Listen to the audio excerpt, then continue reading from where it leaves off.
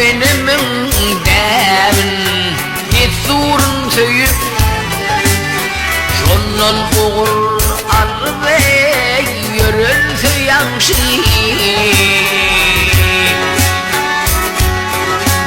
ay azap zamanada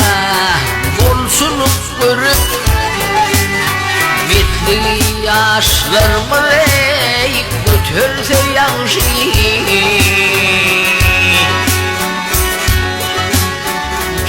erkek kız geline çap yar yamana sivilizasya ösermişin hamana ay ilmin gözüne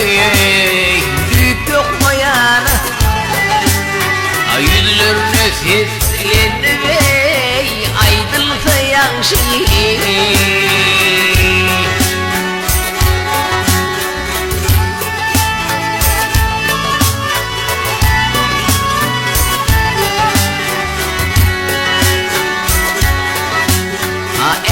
harri pişirey deyin hüzürüp kardeşin çağaları ürküp ay topuktan satana düğün bürküdüp daşarda şortikliye girmese yanşı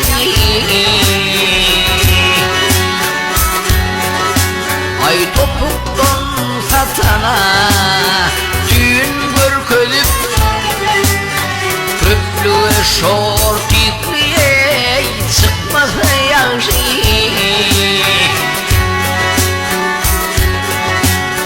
kıyır gelin utoncuye hayal dilip yakasın göveğneye koloyram irip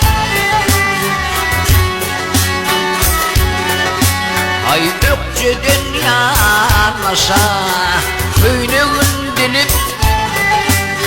akudun bürkülüp